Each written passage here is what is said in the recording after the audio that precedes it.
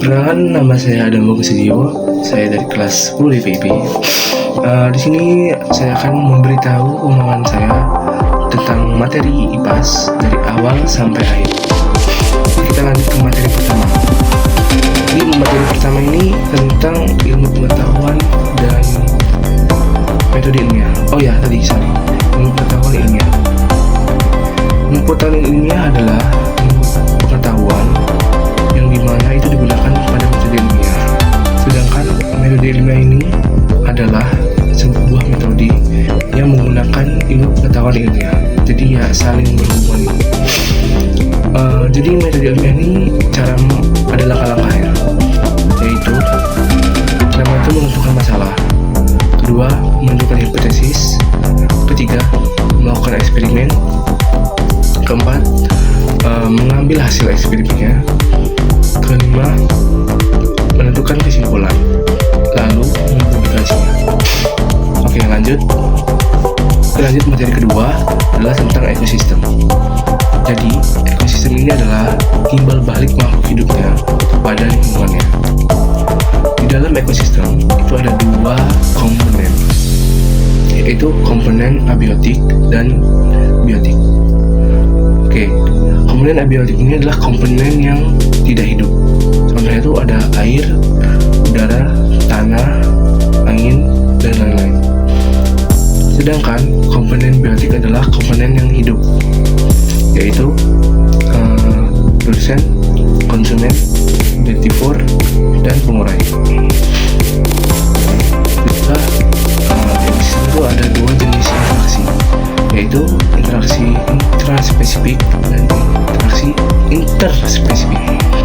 Jadi intraspesifik adalah interaksi yang dimana hanya satu jenis, sedangkan interspesifik adalah interaksi yang di sana tuh ada berbeda spesies. Ini bagus. Oke. Saya akan menjelaskan secara singkat bentuk-bentuk interaksi interspesifik, yaitu pertama itu ada netral. Netral ini makhluk hidup yang saling tidak mengganggu satu sama lain. Yang kedua ada kompetisi, yaitu dimana itu persaingan satu jenis hewan, misal ayam kompetisi dengan ayam. Oke, dan yang ketiga ada simbiosis. Nah, simbiosis sebenarnya banyak ya, cuman secara singkat saya akan jelaskan. Simbiosis itu adalah hubungan antara dua makhluk hidup, dan itu bisa saling melebihkan, saling menguntungkan. Tapi ini secara singkat aja. Sudah. Oke. Jadi di ekosistem itu ada rantai makanan dan jaring-jaring makanan. Rantai makanan adalah susunan makanan dimakan. Sedangkan jaring-jaring makanan ini adalah susunan makanan dimakan, tapi itu secara keseluruhan. Contohnya ya, kalau misalnya urutan rantai makanan itu ada rumput bisa dimakan kelinci ya. Habis itu kelinci dimakan ular dimakan ular. Nah, sedangkan kalau jaring-jaring makanan itu rumput. Nah, rumput ini bisa dimakan kambing, bisa langsung kambing atau sapi atau ayam atau apa itu ya, pokoknya itu bisa, nggak cuma satu tapi secara keseluruhan ya. Materi ketiga tentang besaran dan satuan. Besaran adalah sesuatu yang dapat diukur dan dinilai, sedangkan satuan adalah alat pembanding besarannya. Di sini tuh ada 7 besaran dan satuan pokok.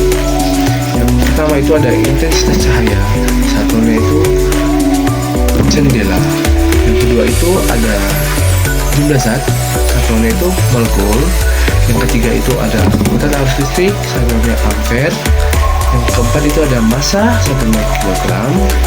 Yang kelima itu ada panjang, satuannya meter. Yang keenam itu adalah suhu, satuannya itu Kelvin. Dan terakhir itu adalah waktu, itu second.